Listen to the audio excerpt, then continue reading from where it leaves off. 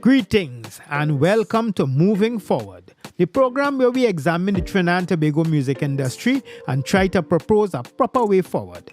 But as Black Stalin say, if we don't know from where we come in, then we can't plan where we going. So we will examine the past and reflect on our victories and mistakes.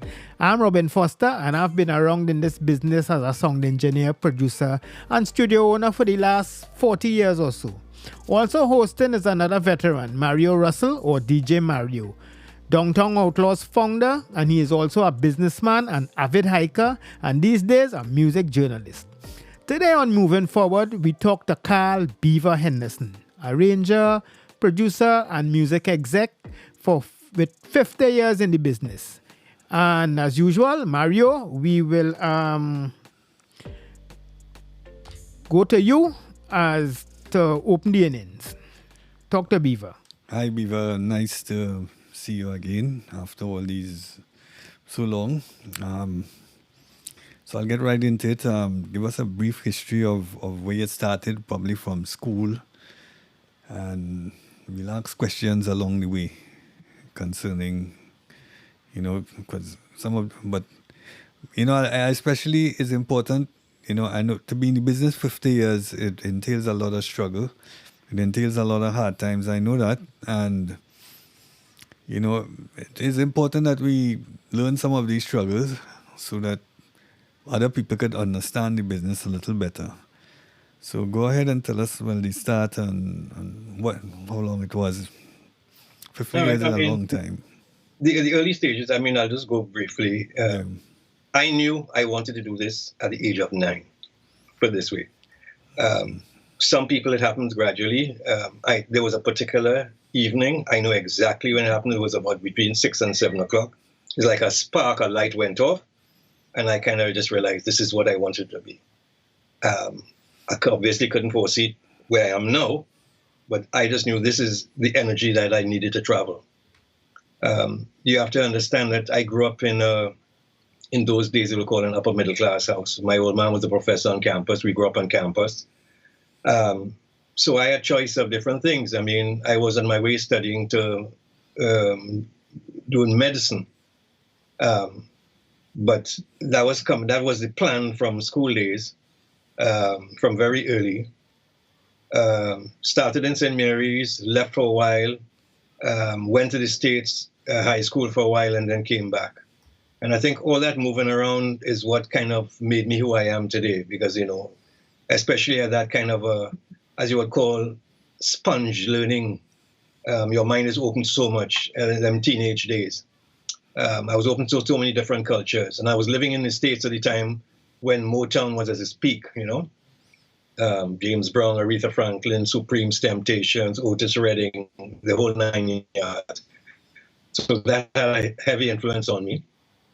And then I came back here, and again in a very musical family, always surrounded by classical music, big band music, jazz, and my old man working with UE and the FAO, United Nations, always traveling around, but always bringing back fresh music from wherever in the world he came, So that was always brought into my mind.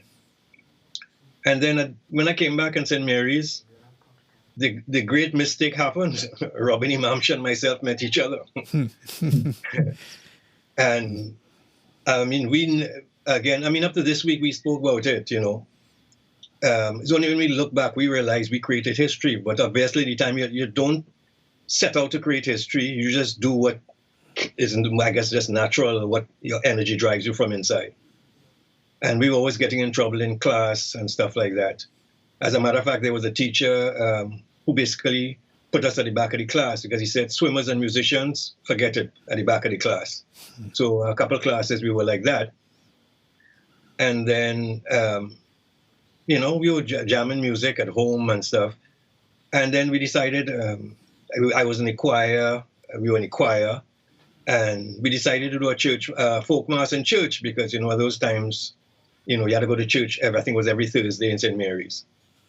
And we decided to do a mass. And with that happening, we made one big mistake because the number one song in the world at the time was My Sweet Lord. And we thought that was quite appropriate from us.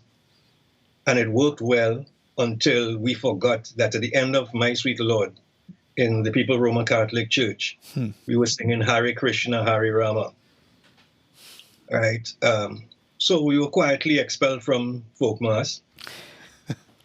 And then, if you notice, the name of the first band was called Last Supper. Last Supper. Right. Or the Last Supper. I mean, Robin had a little more design on that because, we always had this kind of vision of a kind of multicultural thing, Afro-Indian, a Chinese, a local white. And so if you look at Last Supper, it was a cross-section of all of Trinidad, And it actually happened at first, and came from the students in St. Mary's, but it continued that way. Anyway, when Last Supper went on, we became quite successful. We did a lot of change. Robin and myself, a lot of people don't know, Robin and myself are the ones who were the most out-of-the-box adventurous ones at the time in the industry, I guess because youthful energy. And we started creating things like messing with technology and created the first PA kind of system. Not just the short columns, but starting combining things with Altec Lansing and JB Lansing boxes and all kind of different things. And John Afun came around the time. We built the first snake. First you will smile at it. It was just 6 cables wrapped with electrical tape. So you could imagine it kind of humming, but we didn't care. We had a big PA. We had the first big PA system in the country, right? When everybody was still using these 2 small short columns. Right? I remember Mano Marslin passing me in West India Club and telling me, Henderson, where you going with all that noise? I mean, what was noise at the time here? You could fit in your bedroom now. Yeah. So, but Robin and myself have always been adventurous when it comes to technology, right? We went on to that, and after maybe about 5, 6, 7 years of success, you tend to, if something becomes routine, you want to grow it a little bit. And we ended up in studios. Now, even while all this was going on, we were recording, and that was the era where Soca was in development. So in the early 70s, we had a song called Trinidad Boogie, Black Ball, and stuff like that. That's under the Last Supper name, right? Under the Last Supper name. And eventually Last Supper went to Love Trinidad. And the reason it went to Love Trinidad is because Robin had sweet soca song, La La La Ti Ti Ti, right? And because of the international marketing and, dealing with the label outside, it was more marketable to call him and act the band Love Trinidad instead of Last Supper. Because, Last Supper globally will have some implications because of religions in different parts of the world and stuff like that. So we moved on with that. So Robin, we were recording a cage, and one day in rehearsal, Nigel Lafon came up to me in a rehearsal room and told me David Beresford and Stan Sharman and SEMP wanted to see me. And so after rehearsal, I thought maybe just a little quick thing and just to, discuss something for maybe one song or something. I met with them, and who was in the studio at the time was Gene Lawrence. And within a half an hour, I was in the studio. That was about 7 o'clock the night. I left studio between 6 and 7 the next morning. That was my first full-blown studio experience. I could ask a little question about SEMP. Well, the story I heard, in fact, SEMP is where I first met you. First time I ever saw you. No. I saw you back in school days because I was friends with your little brother. And right? But the first time I saw you like professionally, it was like I saw you doing poser in SEMP, right? Okay. But what I heard about SEMP is that I remember my boy Frank Agarat and Colin Olivieri, I think, as we worked TTT together, as he brought me down in SEMP. I understood, tell me if I'm wrong, that who lived in Beresford or Sharman? Who was the one living in London? Sharman. Right. I heard that they say like his mother used to feed a young struggling Cat Stevens. Cat Stevens, yeah. The And Shamans and Cat Stevens were like family. right, and when he finally made it as a big star, he sort of gave Shaman money to come and build a studio in Trinidad. Any of that is true?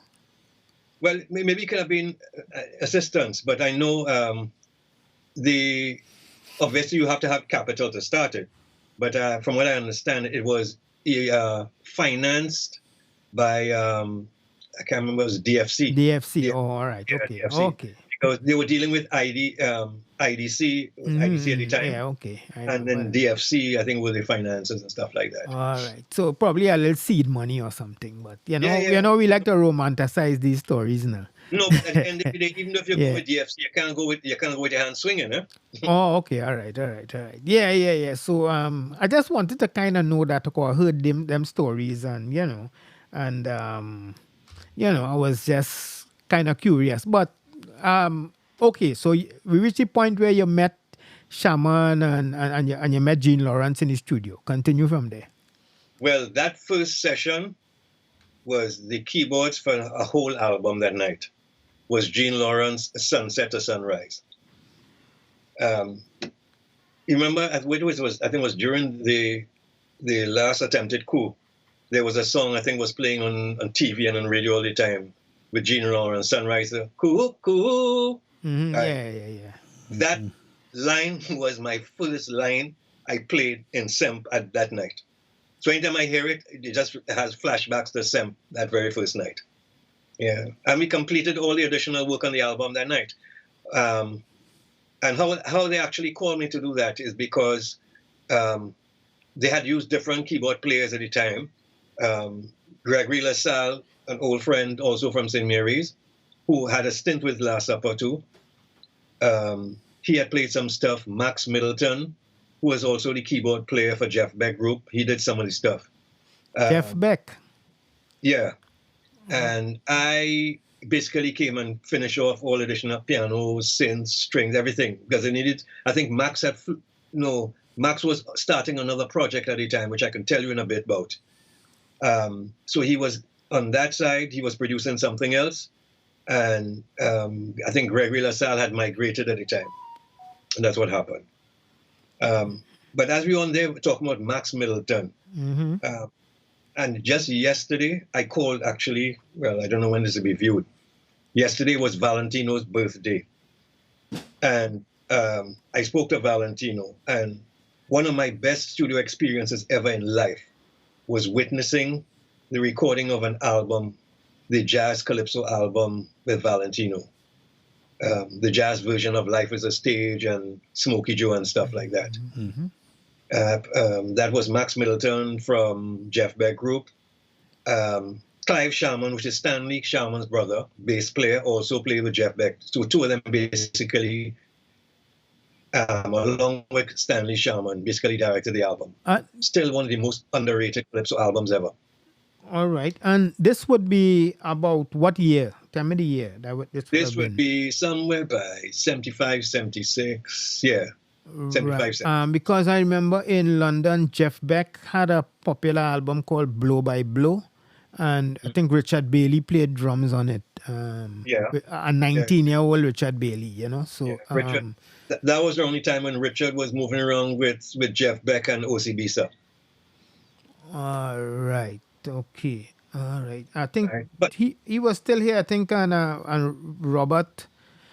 He went back before Robert, I think. And Robert. I can't remember their timelines because I lost track of them after a while. Mm-hmm. But that whole era, to me, was one of the most exciting eras of our industry here, because that was the time when the change was taking place. A major change was taking place from what we call Calypso to Soca.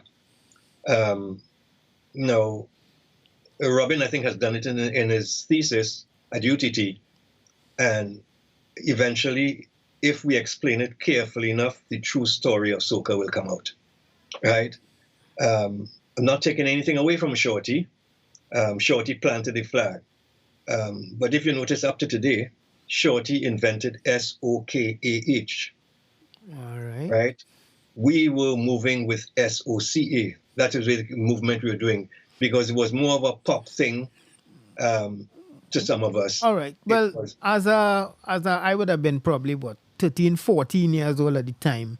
But I was a serious music aficionado and collector at the time. I had 1,045,000, right? And what I remember from that time, there was a lot of experimentation going on. I remember having a record called Kaisol. Calypso, Calypsoul.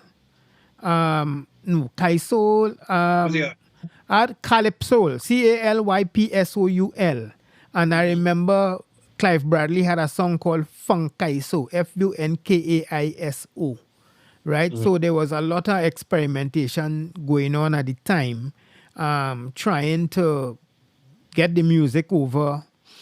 I mean, what the intention was to go international, right? Sell more records outside of Trinidad. Was that the intention? Yeah, the weird thing is that era, it was never about sell here, sell international. I mean, we looked at it as a global market, right? And it was just an idea of just moving into territories, which has changed now. It's almost like our music border kind of closed up to a point, and then it closed to the Caribbean. We have limited ourselves, as far as I'm concerned right now, because that era, there was so much creativity going on. Mario would tell you, at any given week, I would produce a calypso this week, what we call soca at the time the following week, a disco the third week, a piece of funk the next week. You know what I mean? We were just producing music and not worrying about which genre it fell into. It was all about producing good music and looking to get hits. For instance, in those days, I've heard in the last, 10, 20 years, guys talking about, they sold 5,000 units. And the thing is, in those days, if I didn't sell anything like under 7, 8, 9, 10,000 units of a production I did, I almost never even spoke about it. So the idea was, you start talking about something when you have 9, 10,000 hits. Well, units sold, digits. When you have 15 and 20, you could do a little bragging rights a little bit. I remember people telling me, 30, you're on the week. Yeah, I remember they saying like Mario's charts, right? Explainer would come in and collect $65,000, and for somebody working in SEMP at the time would tell me that there was. And there's some good money back in them days for artists to offer just sales of records. That records used to sell. So, so the coming of the cassette, did it kill the business? Yeah. I mean, the piracy, and in other words, the availability of music became more easily available then. So with that now, obviously, your income dropped. And then afterwards, the CD came, made it easier to duplicate after a while. And then the internet came and Napster and all that. And now you have Spotify and everything is streaming now, Like you talk to any major artist around the world. In those days, guys could have done an album, going on tour to produce the album, to market the album, and then sit back and collect their royalties off of sales and whatever, intellectual property for the next 5 years, and live on their ranch and have a good life until the next album or the next 2-3 years and go back again. A lot of those artists from that era have had to hit the road again in the last 5-10 years, to supplement the income, because that gravy train has gone. There's no sales. I mean, but the story about streaming now. The level of income they get from that is so. If not I remember you with Fireflight. I mean, that was like the revolutionized of the whole industry. As far as I remember, Fireflight. I mean, you guys would dress up like Earth, Wind, and Fire, and I mean, when everybody was looking at the Calypsonians, you all were totally different, and it was like a revolution, to see this band and watch how they perform, and they look. My remembrance is like Earth, Wind and Fire, right? That kind of, Yeah. you know. No, you're quite right. I mean, Maurice White is still one of my idols as of today. One of the greatest vocalists ever to walk the face of the earth to me, still Philip Bailey, right? And then when you study the concept of what those guys had, what Maurice, the vision Maurice had, you know, how they carefully planned what they were going to do and how they messaged themselves. I just took pattern from that. It was not necessarily the same thing, but the image happened to be the same thing, because actually that was the style of image in the time, because it wasn't just Earth, Wind and Fire. You could have looked at groups like Cameo, a lot of the acts around that time, you know, when a lot of silver and glitter, and we used to wear what, well, locally is known as Mars boots, you know, Right. knee-high Mars boots. But bands like Earth, Wind and Fire were using, it wasn't Mars boots to them, you know. So what men would kind of kicking off at, hey, Beaver and them wearing Mars boots. But nobody in Earth, Wind and Fire could jump as high as you and Dane Grell, right? Oh, no, well, I I'm remember still- Beaver jumping like 10 foot off the ground, playing in Fireflight. outside of people in the Maasai tribe in Africa, I haven't seen anybody jump the way I have jumped. So I feel I have some kind of connection back to that original root, that blood root. So what year was the launch of Fireflight?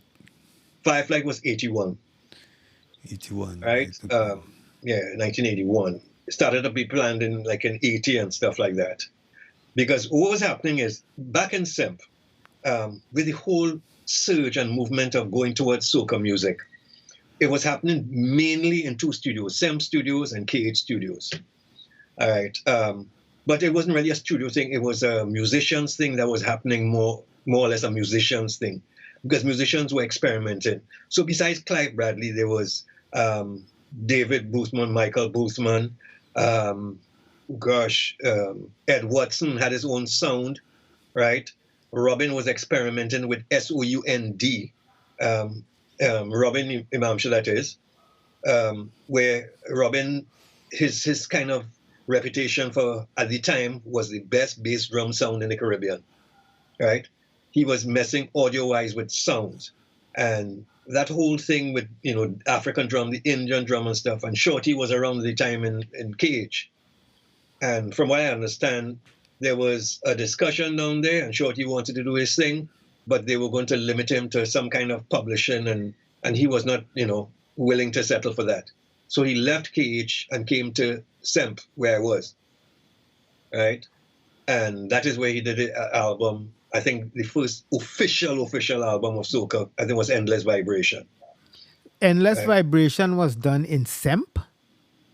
No, that was done in KH, I think. No. I'm trying to remember which is a gold. I remember it was a gold, a kind of bronze colored one. The album where he explained soca for the first time. Remember there was a song called Memphis Soul Stew? Memphis Soul Stew, yeah. Or Curtis. Curtis, yeah. Right. Curtis. King Curtis. What's Curtis? King Curtis. Yeah. Right. And took the same format and started talking about, this is soca music and stuff. That album is where it was officially planted. He planted the flag. I mean, he was there before, but he officially planted the flag with that album.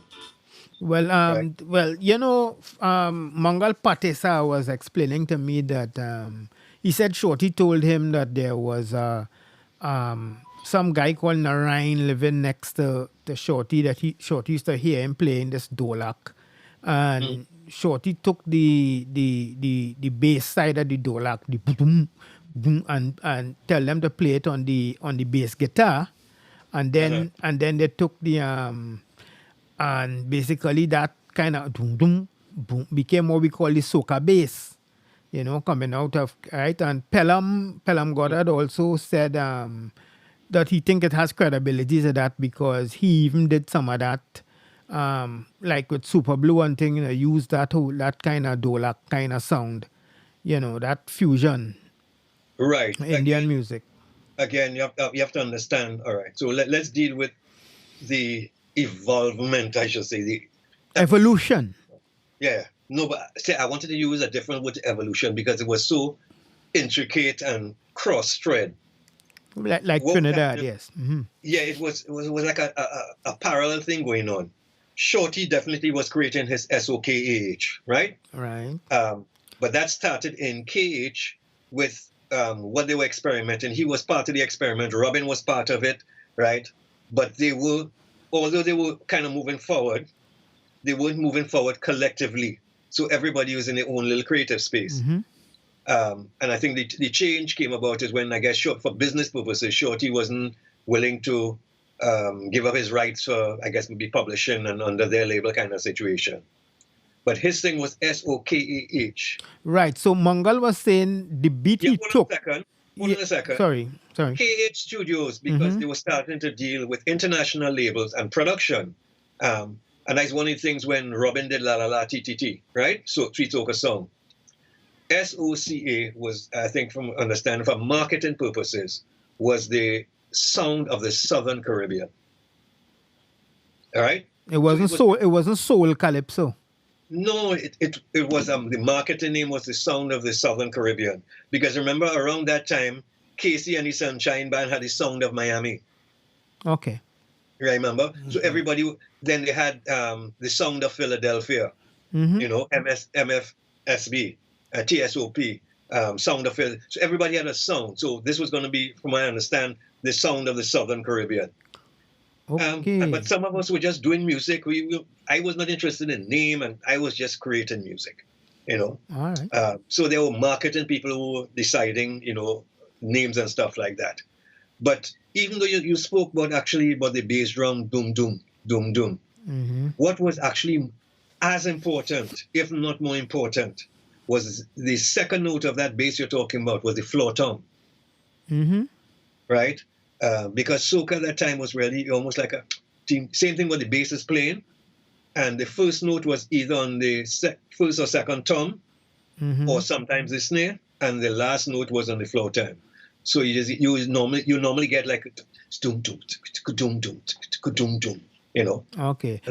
And that is where the soca thing the is, hybrid Mangal was saying that particular Indian rhythm he took was called the Kahalwa beat, right? And he's saying that the ka, he's saying that he doesn't think it was consciously, but he said it was something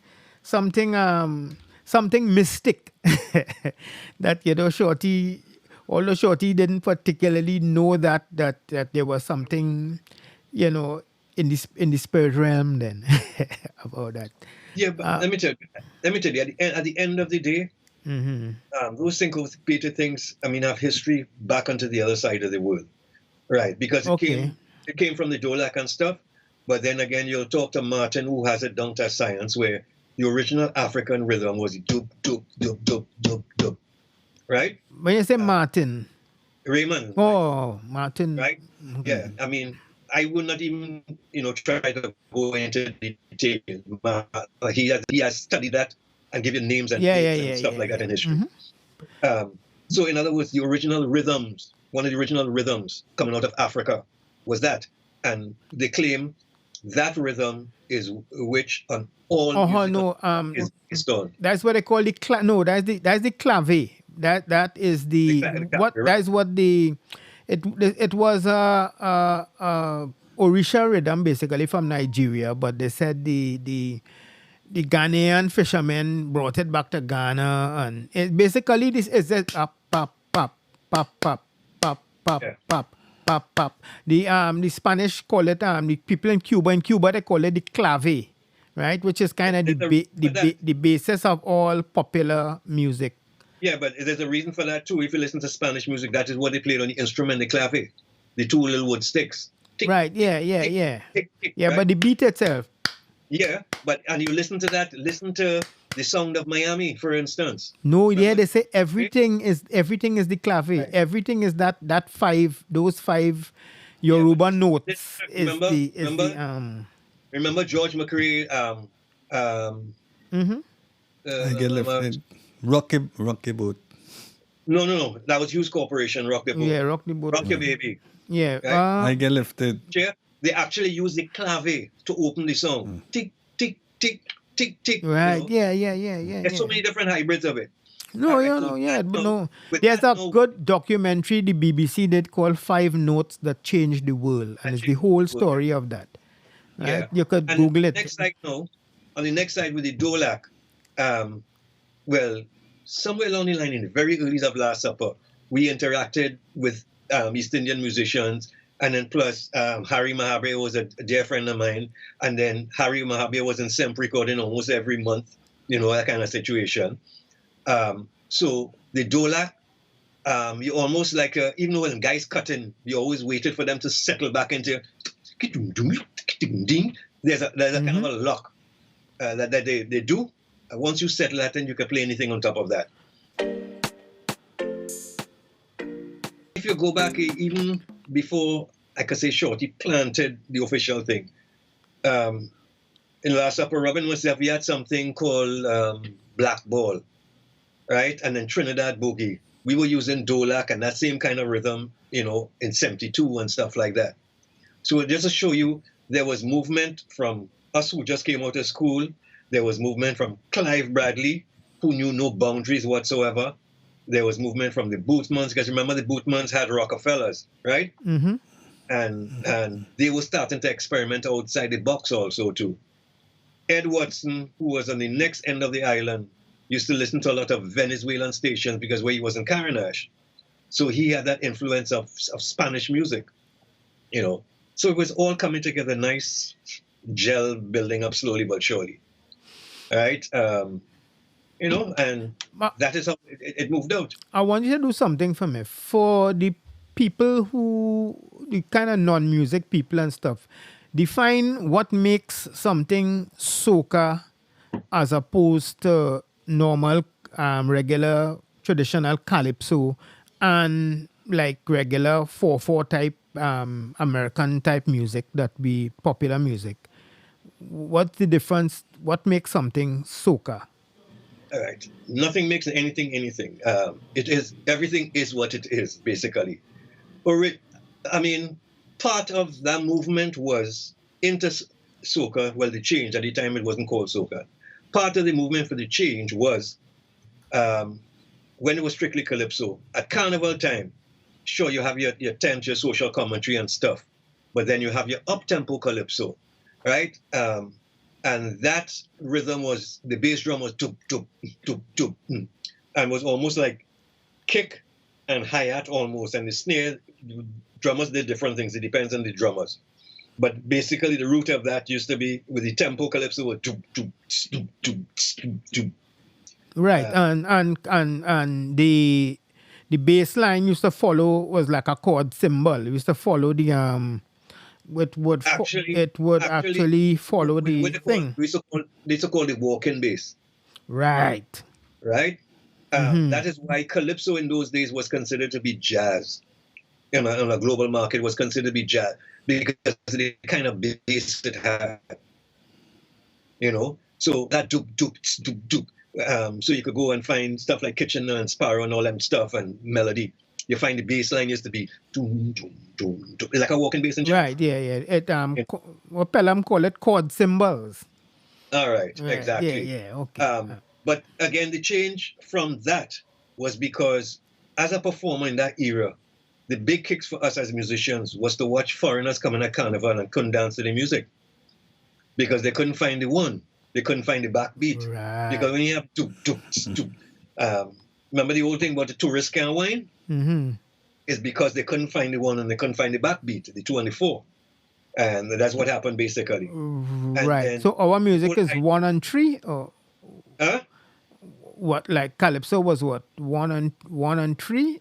No, it was what they call cut time, march time. Cut time, yeah. Right. 1, yeah, 2, explain cut 2, time. 1, 2, yeah. Right? So the idea was to change up to, I guess, to make it more worldly and accommodating. Mm-hmm. And once that bass drum changed to 4 on the floor, it opened up a new world. From the time that bass drum changed from doop doop to doop doop doop doop, that opened a whole new world. So what was La La La TTT? What was it? Soca or pop? That was Soca, because I think that was one of the first songs of the Sound of the Caribbean, because that's a song that Robin had wrote, and actually I was in SEMP, and I had to sneak into KH to play keyboards on it, because remember I was working in a computer studio. Okay. So I had to sneak in after hours to play keyboards on that. It was I think producer was Ron St. Germain, right? Oh gosh, and then I think this guy had a hand in it too. Mariah Carey's ex-husband at Sony. Who is Michael called the devil?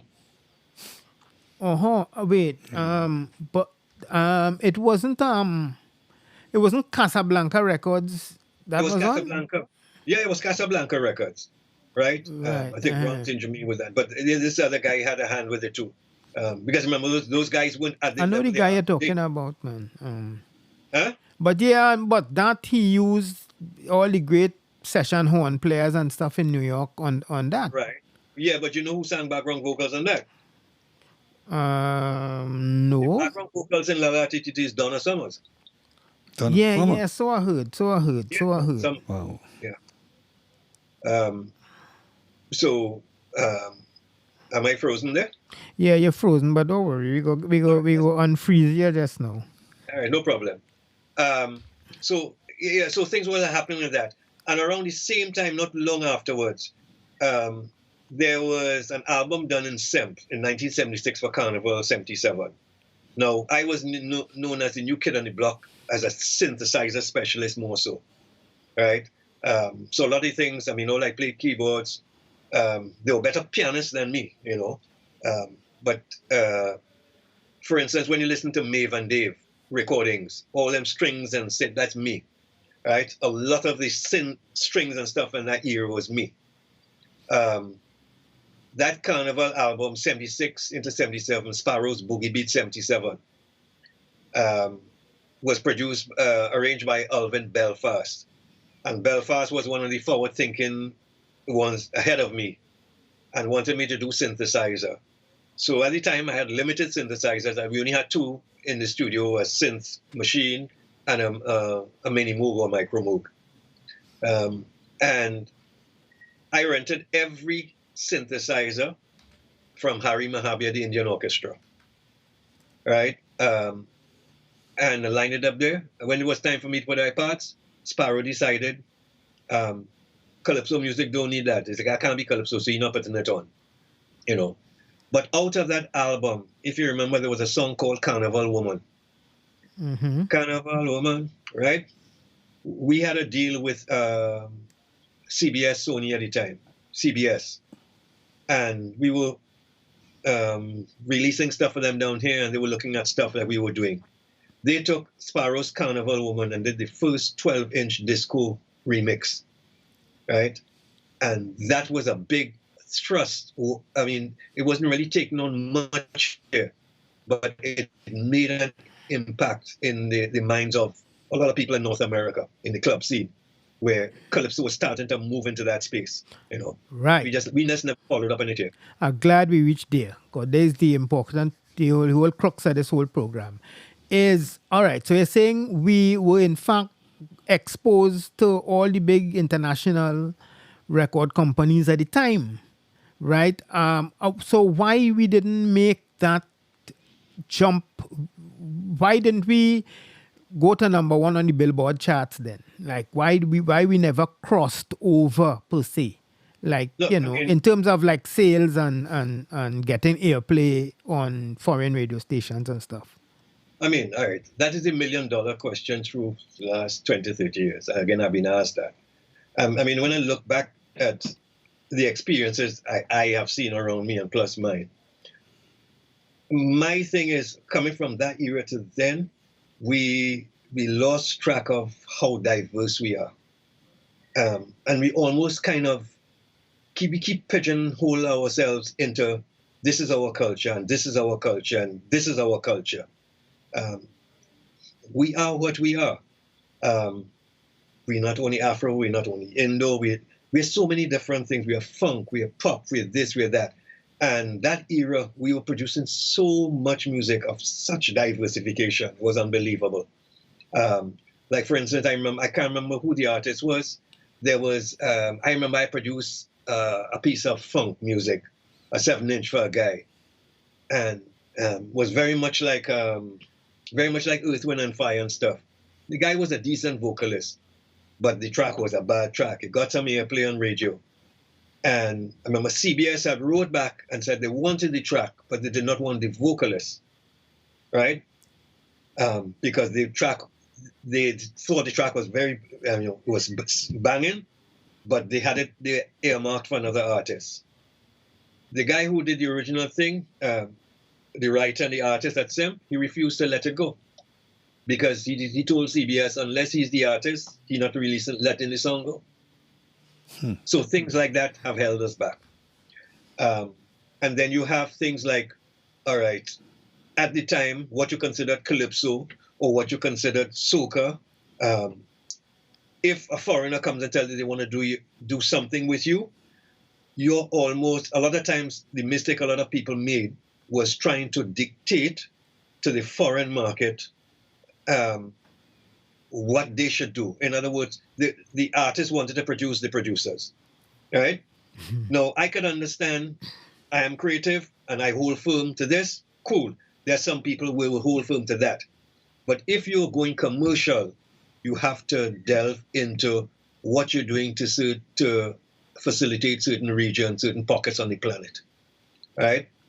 Give you an example, like in Jamaica with Bob Marley, Bob Marley, the reggae from the Scan stuff before, right?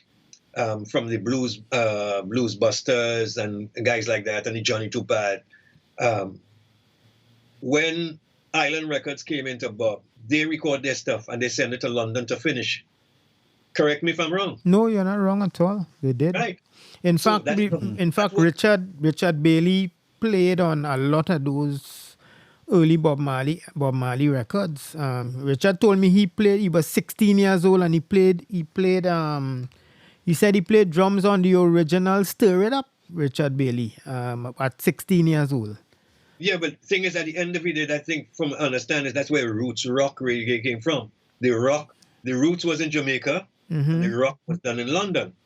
So you understand what happened? Yeah. So if that did not happen, it would have been nice, culturally nice. Jamaica would have their music, but that experience would not have happened and unleashed Bob Marley to the world, And my thing is, we were starting to do that, but all of a sudden it started to get clamped down, that people became so very culture conscious that they're not doing this and they're not doing that because that's not the culture, or it's selling out this and it's selling out that. Yeah, but Bob and they never really sold out. I mean, Bob never tried to sing like a Yankee, right? Exactly. But the thing is that what they were doing was so powerful for themselves that people had, and I think that about our music too. I think we just try too hard to make things for the foreign market. And, we had a whole guy build a big studio and everything was the Billboard charts and and all kind of thing. And it never happened because, I think we should just make good music for ourselves, and it is going to jump. But I don't know. No, all right. You see that statement you just made there? Yeah. Nothing wrong with that statement except the word just, right? Because we were making music for ourselves, but we are not that big a market. So if we can make music for ourselves and be happy, cool. But you cannot make music for yourselves. And if you have a limited market and expect to earn the kind of money. All right, but how come like in Seattle, some little band start some kind of little alternative thing, and just that little area in Seattle they playing that, and then all of a sudden it catch on somewhere else, and next thing is a big worldwide phenomenon, Because, I mean, Penny Lane is a little street in Liverpool, but the whole world know where is Penny Lane now, Yes, but you see, the problem is, again, if you're on the continent in North America, there's a market share. A huge market. If you're in Europe, it's a whole thing, right? Do you know the biggest market in the world for music right now? Tell me. Germany? Asian market, India. Wow. And you see, let's look at the numbers. So there are two sides of it. You're dealing with your true and your cultural self. Again, like an artist, be true to yourself. But then again, there are spaces where you have people who are artistic, and then there are people who are commercially artistic. The problem is we are trying to pigeonhole ourselves into one space only. Like we should only have this. We should only be like this. There are artists who will not move from playing the Afro drum and singing, right? Playing acoustic guitar, some playing kind of poppy rock, whatever it is, be yourself. But anytime you step out of that true artistic space and you become commercial, you have to let the rest of the world interact with yourself and you interact with them, because that is the market you're going after. You can't expect to go. Going after, or should they come to you? Should they hear it, like it, and come to you? Both ways. It should be. Again, in this business, I keep saying there are no rules. The only rule in this industry is there are no rules. You don't go hunting down and running down labels. Sure, you have people to deal with that. But at the end of the day, there is a space of one side of be true to yourself as a creative person, and the other side of, am I going to get a hit? Am I going to make $1 million? How many people in the world are going to like my music? Full stop. It's a balance inside there. You could be anywhere inside there. You don't have to be one of the next. You could be one today, another one tomorrow. Right. And that's it. That's the problem I used to have before, where somebody who is truly artistic, then you want to do something with them, which is more commercial. And they get excited, they really like it. And they'll hold back like, Beaver can't do this, boy. My partner's going to tell me I sell out. You know what I mean? Well, so decide where you want to be. Okay. Well, I'm glad we reached there now, right? Now, I still want to... okay, Mario always believes that we would have gotten a lot further if we, what he calls, remix the music.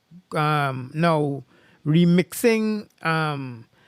you have two types of remixing. You have remixing where you take the original tracks and you go back in the studio and you remix those tracks. And then you have the remixing, like what a DJ or producer will do, who will take like probably just the vocal track or some of the drums and add stuff to it, right? So, Mario, what remix? When you say we should have remixed the music, explain to Beaver and see if we could find out what it is we're really talking about. And he's right. He's perfectly right. Yeah, well, you remix the music to suit the particular market that you're after, and I felt that the road that we went down currently, which was the more reggae, hip-hop type of style, if we had remixed it for more dance, we maybe would have been able to penetrate that European market. So that's how I feel with the remixing. But on a point of, you had some coming back to the Fireflight days, because, it stands out in my mind, and certain tunes, I look at it as very exceptional. It will go down in time. You sang the song Fool in Love. Was it an original piece, or was it, it songs foreign? It was an original piece. It's basically that was Francis Eskai and myself. And why did I basically had given Francis a framework to start, and Francis finished the song basically. But that was the song I used to launch the band. That song was recorded at Criteria Studios in Miami. And for those who didn't know, Criteria was the shit at the time in southern US. That's where the Bee Gees recorded. When we reached there to record, who was recording in the next room to us was John Mellencamp. So, I mean, the huge names were recording there, right? And for instance, I was just going to use it to launch. Went up also to buy equipment for the band. So Woody was there, drums, bass, guitar, keyboards. So Woody, JR, Francis and myself and John Afone. 5 of us went up to Miami to buy equipment and to record. Right? But it does have a sort of the recording seems different, eh? Huh? The recording, it seems Right, I'm gonna tell you it that seems now. different. No, because, all right, first of all, the engineer we used was the engineer for the Eagles. That's number one. Right? That was Grammy-winning Eagles engineer, the guy who recorded Hotel California, all that madness. And who I work with to assist me with the arrangements. The strings you hear there, that is the live string section that the Bee Gees used to use. Wow. Right? The horns that played there, that was the guy who arranged it for me and did the solo. He also used to arrange and produce horn arrangements for Gladys Knight and the Pips. Right? So the sound of it, again. So that's what I mean by its song. That's what I mean, Mario, by its song foreign. Eh? Yeah, it have a something of foreign touch to it. You know, it. So So did you ever get any label interested? I just was want to interested in that song? Foreign means good. No. The recording. When we listen to the recording has a foreign feel to it. And Don't have that- to be good. And- You know, you could tell a difference in the recording. All right, but Okay, I so know yeah, we have a let's thing do we that. just say people used to come by me and say, boy, when people hear my music, they say it's song foreign, boy. So foreign became. No, but he's telling me himself that that's how it was recorded, and I'm just from hearing it, I could tell. So foreign. I didn't know the history of it. For foreign is good. Let me understand. Foreign? No. It's it was never say foreign is good because I was never under that thing. It depends. Something is either good or not good. Right, Because that's we correct. had world-class drummers and musicians down here. We never had a proper string section, right? So the fact that I used live strings was, you realize it was not off of here, because people always just say that it sounds different, Beaver. It's the live strings that made a difference. That is quote unquote the foreign song, because we never had that here, and we still don't have it, right? Oh. The attitude of how the horns were played also is different to how local horn players would have played the horns. See, again. So it's a fusion then, as we're saying, basically. No, it was no fusion. It was a pop song. It was a pop song. It was straight up pop song. Mm-hmm. It was no fusion. It was a straight up pop song. There was no cross this and pop song. And the thing is, I've been doing that. All right. So why that didn't cross over per se? It was a straight pop song and thing, and you recorded by where the Bee Gees recording, so everything was in your favor. So why don't you think that song became a Billboard Hot 100 Maybe song? because I'm marketing. That is what I'm trying to ascertain. No. All right. I'm not gonna be very honest here. No, it's not about only marketing. Look at the production. Francis and myself are not the best vocalists in the world, right? That was done really to launch the thing. At the end of the day, maybe if I had 2 major vocalists in the world sing the song, yes, maybe. But it had limitations to it. I mean, I'm being very real, you know. I was no Stevie Wonder singing. Francis was no John Lennon, you know.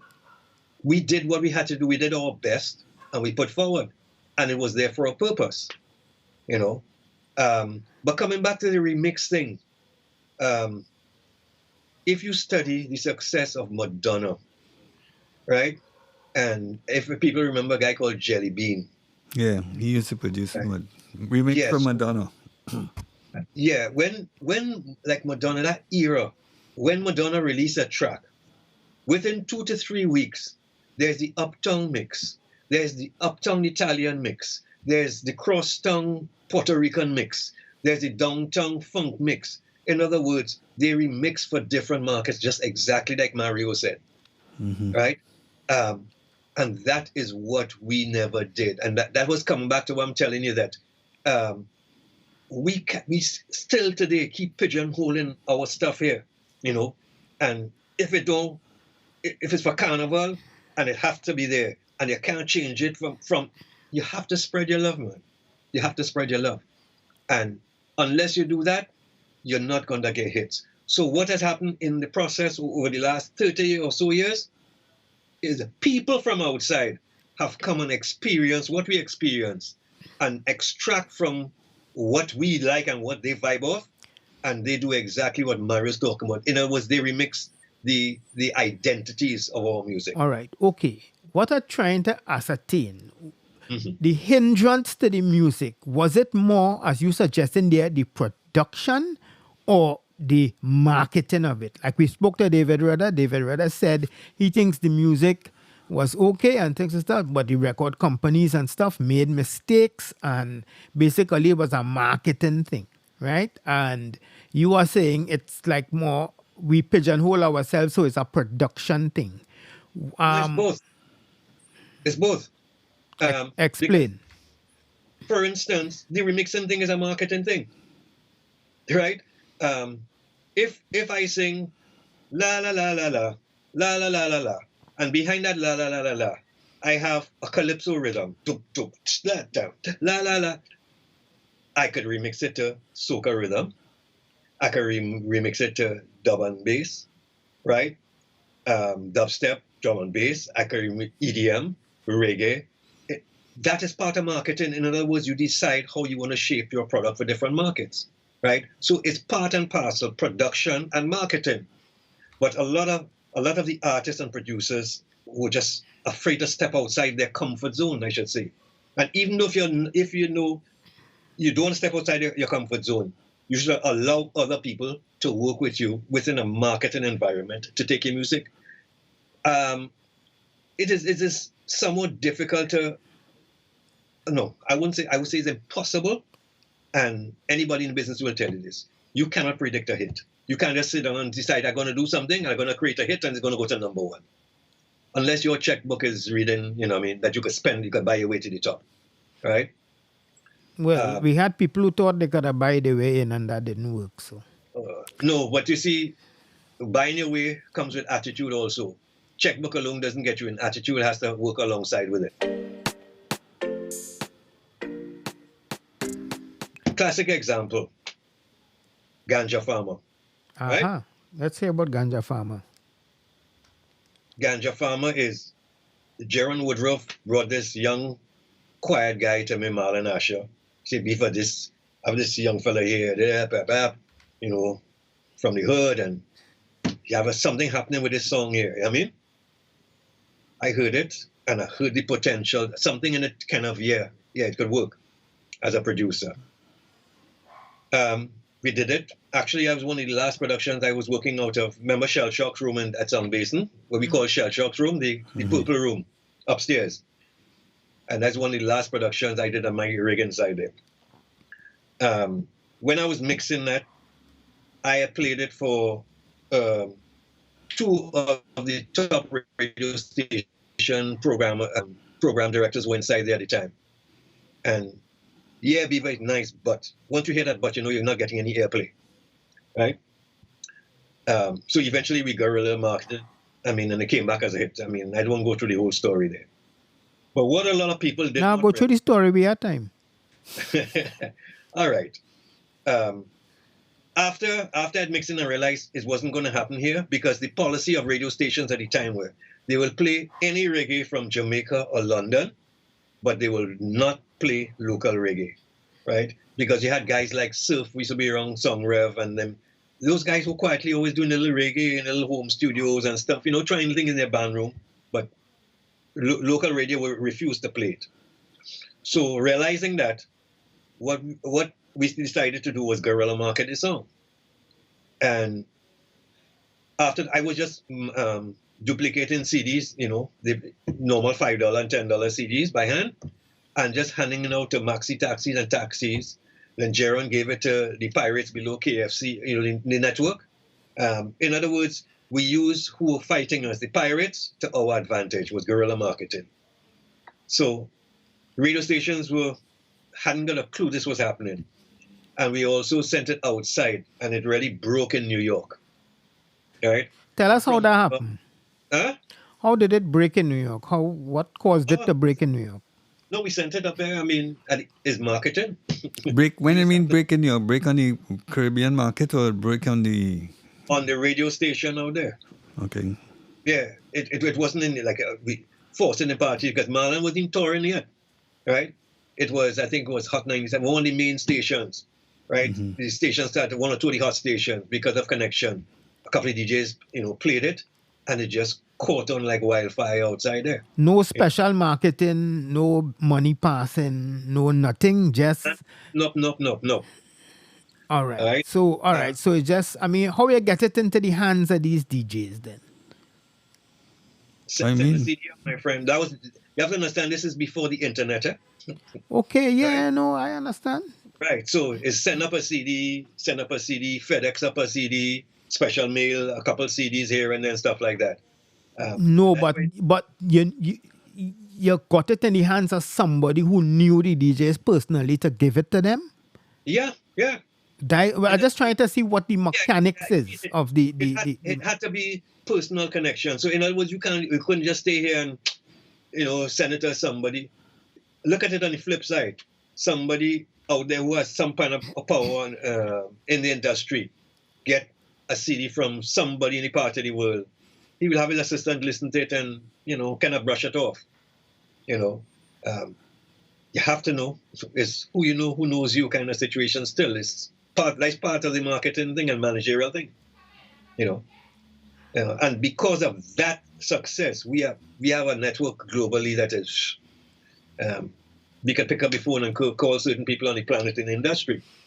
Right. So then how come we have nothing so-called big yet?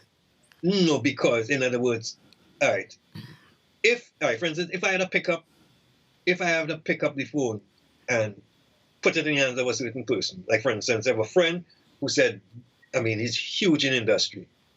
He said, Beaver, I will help you. However, all I ever want is North America. You can deal with the rest of the world and, whatever.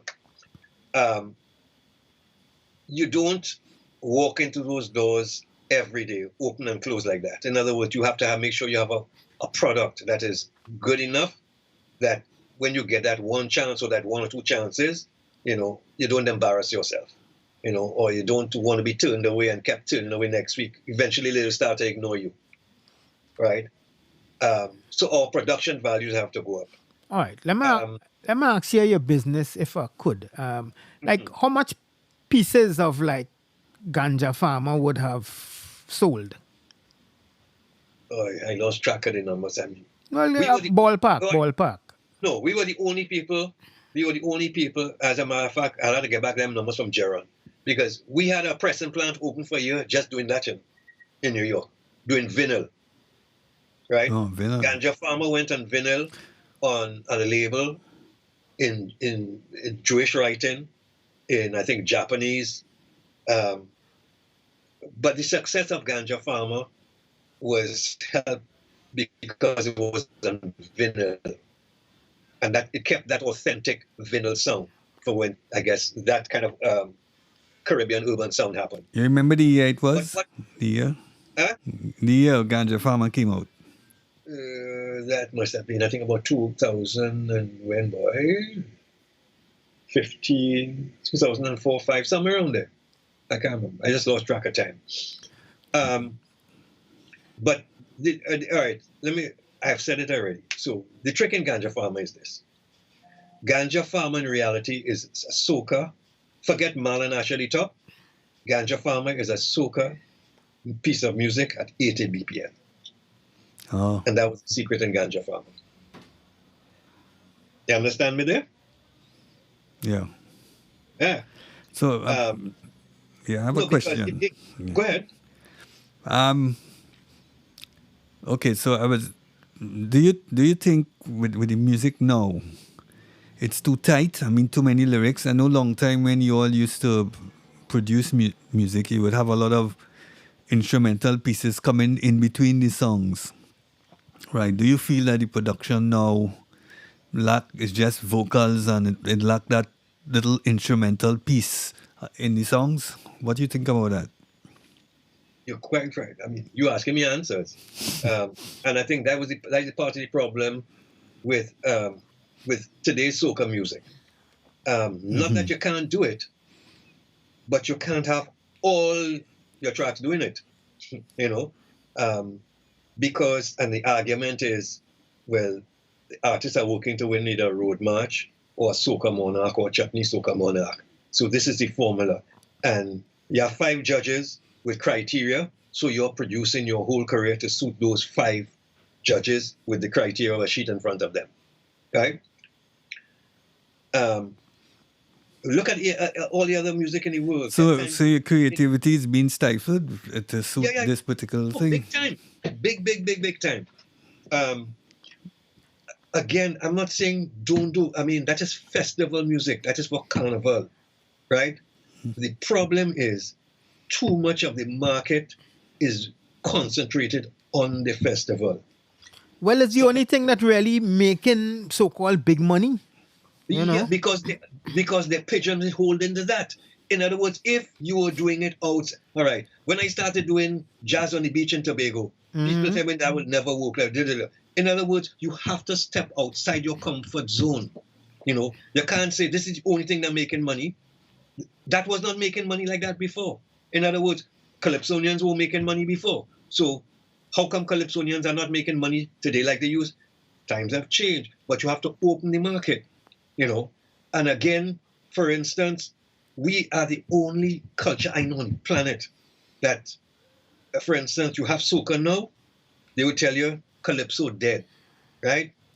And Kaiso dead. And then you have Calypsonians telling you you're not a Calypsonian unless you write your own song. And in other words, there's so much variety in us here. You know, let's let people be, just let us be, you know. So they have a Kaisonian, then you have a Calypsonian, then you have a songwriter, then you have a Calypso writer, then you have a Calypso artist, then you have a soca artist. In other words, let everybody be. Mario, you know, I mean, in the 70s, the variety of music was from pop, rock, I mean, everything. We used to have a lime on Sunday evenings in a place called Purple Haze, for instance, as a musician. Where is now Shops Amarava, like next to Backshot. A place called Purple Haze, where musicians used to go and just jam. In other words, from about 2 o'clock Sunday till about midnight Sunday night. It was any musician could have walked inside there and just jam. It is simple as that. There's no need for that now because soca has just become very narrow, narrow bridge kind of situation. But we have to release ourselves, man. Don't tighten up, And a lot of this is starting to show. Let's talk about just briefly Juve. Right, we got our knickers in a twist about Juve. I mean, come on, man. I mean, as far as I'm concerned, from the time somebody wants to do that, we're supposed to have jumped on the bandwagon and run with it. The same way, like if you know the history, Robin. We ain't even taste the rum, boy. We ain't even taste it. Oh, Lord. We taste the rum. But let's go back a little further, which most people don't know. Ralph McDonald did Just the Two of Us. Remember Bill Withers? Just the Two of Us, right? He wrote that for Trinidad and Tobago, right? Well, there was a poster. There was a poster. There was a poster, tourism poster. Just mark Trinidad and Tobago, just the two of us. And I think he saw that and that inspired him to write the song. And because when the song became a hit, he told Trinidad, the tourism people here, that you all could use that for anything you want for free, right? And we never really take it up. I mean, that's the story I got, right? And Ralph told me that himself. You'll be nice. The response was, thank you, but no thank you. We have a campaign already. Right? Well, I think they probably just didn't know what to do with it. It was I don't know. Do we still know? Do we as yet know what to do with who we are? I suppose we know a little better now. I Right? suppose. No, because at the end of the day, she said, "Yeah, thank you, but no thank you. I'll take it back. Put his tail between the leg," and got a deal from Wrigley's chewing gum for double mint, and just the two of us, and won a Grammy after that. All right. But things like that. We have to be a little more flexible with who we are, man. And step out outside the little narrow corridor of winning a road march, Soca Monarch, or Chutney Soca Monarch. Because that routine is you do that, or you're high up, a foreign promoter will notice you. Then you have gigs in Washington and New York and Atlanta and Miami. And, very real, very real. I mean, I know men build big house all over the world and all kind of thing over that, so we can't really knock it. But I mean, if there was something else though, I mean, the marketing thing is a real thing too, because even the traditional calypso, if you find the proper, the proper agents who just do like folk music and that kind of thing, you could get into some places with that. But I think we just don't, somehow we ain't tap into the real, real market things yet, and we still haven't begun to work together yet. What I mean by together is that the academia people who could write proposals and stuff, and the financial people. And all right, for instance, when I had my studio, and I would go to a bank and I would talk to somebody and thing, and I remember a bank person telling me once, you all must learn how to market yourself better. And I would say, well, here what? Let me sit down here and you come in the studio and mix the album. Like we never had a real synergy of all the forces, Mm-hmm. No, but all that is well and good. To me, the whole thing is come out of your comfort zone. Yeah. Beaver, I quite agree with you, because the music is everybody running on the same thing, and nobody trying to do anything different. I mean, I look at the season name start for 2022, and we have about over 30, 40 rhythms coming out, and artists just jumping on rhythms and singing a song, and nobody trying to do a production that is different. Something that where there's creativity, is everybody just running down the carnival, as you say, and it's kind of, I find it just gets kind of boring for me, because it's like another rhythm, 5 people on it, and but there's more to music than just the rhythm, and being a DJ, I look forward to hearing other aspects of creativity than just people coming on a rhythm or singing a song. As I said, when I look back at your productions, and I want to tell me about White Horse too, because that's a major production. There was music in it that you could enjoy, and it could last, and it wasn't geared only for Carnival. And there seemed to be we lacking a lot of creativity in the music going forward. And guys are just looking to sing a song for a soca party, and that is it. And as I long to see more creativity then. But actually, you hit it right on the head there. It's not even just about Carnival, It is about the Carnival fete, actually. Because even within Carnival, there's so much.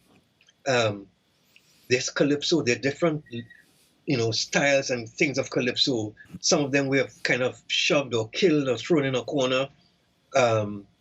It's all about, you see, getting a venue, getting 10,000 people inside there, dogs and security by the gate, nice stage, nice PA, good DJ, maybe once in a while band, and 10,000 drunk people, and get them into a frenzy. But there is more to that. It doesn't have to be. And actually, under this pandemic, is starting to show some of them that You have to step outside that thing. Because now, especially online, with online entertainment, you're now interacting with people who are at home, who are in their bedrooms, in their living rooms, in their TV rooms, and most are very sober people.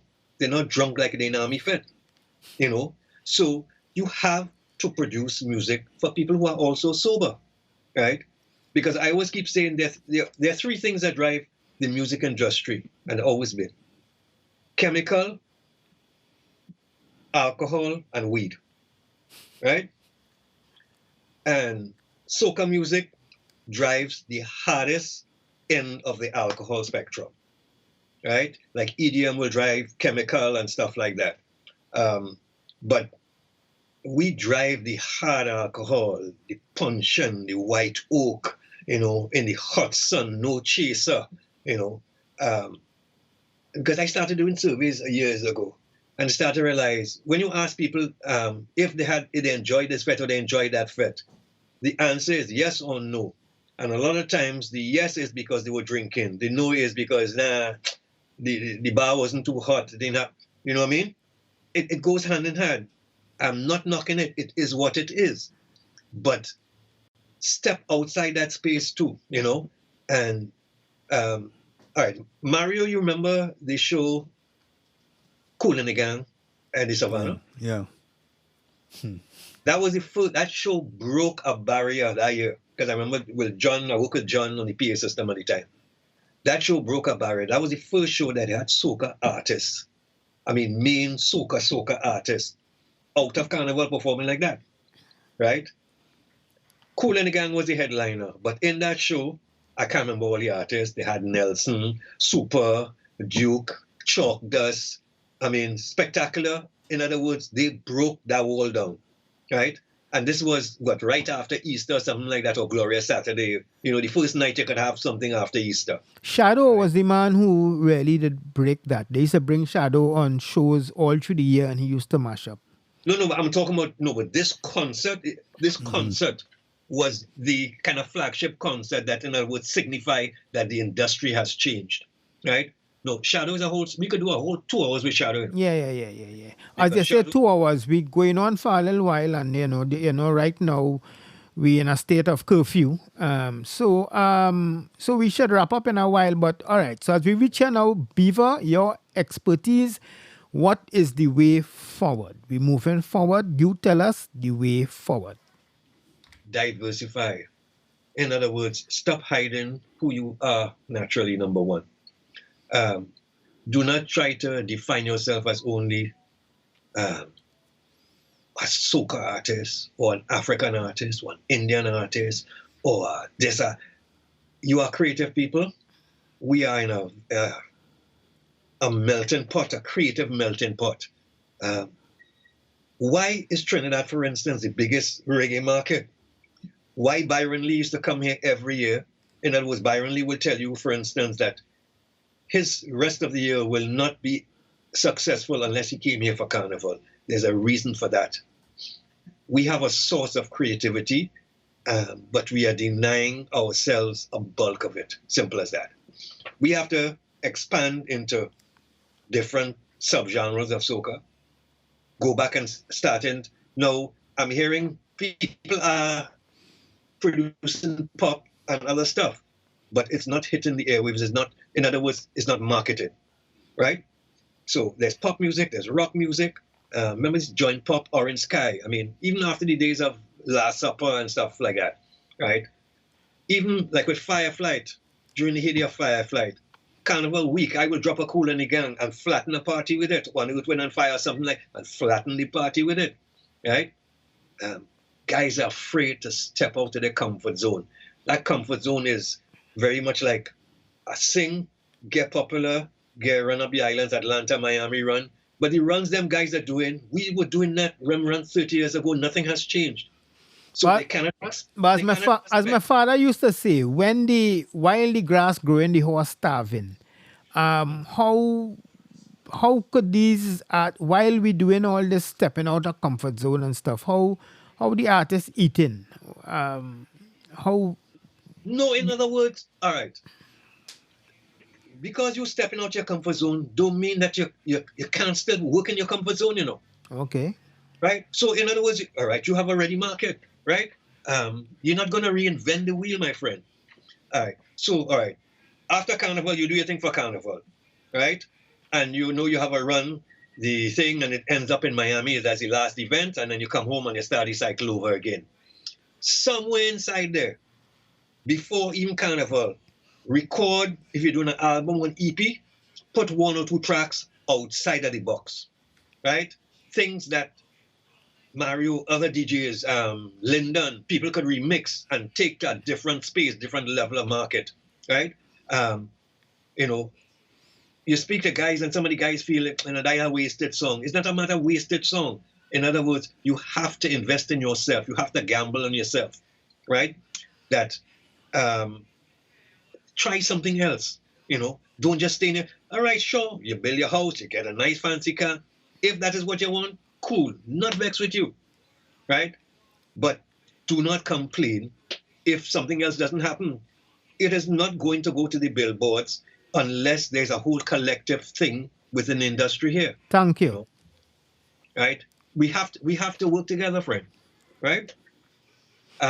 You notice if a promoter books a Jamaican artist, right?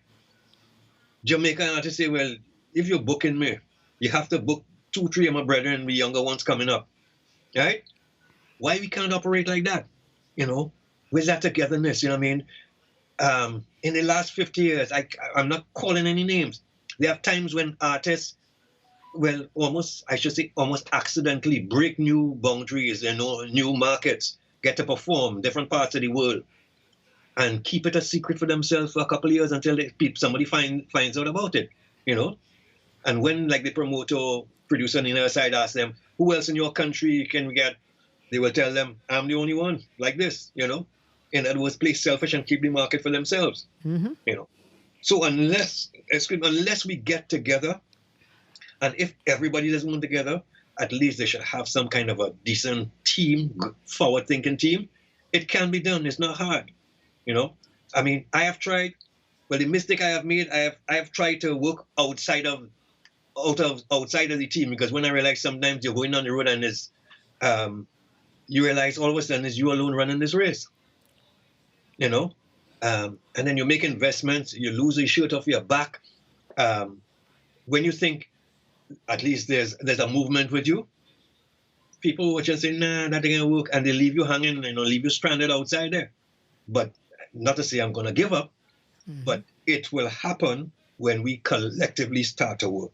For instance, producers of different generations, right? Some of these young producers and artists now don't even know artists 10 years before them or producers before them, you know? So how can they learn? In other words, a lot of them feel that the industry started with them and they're just in the industry less than 10 years, right? Go back and study from the Calypso, the arrangers, the Frankie Francis, although it mightn't work today, but there are things that you need to go back to your roots, that whole thread of your roots to understand to make you successful tomorrow, right?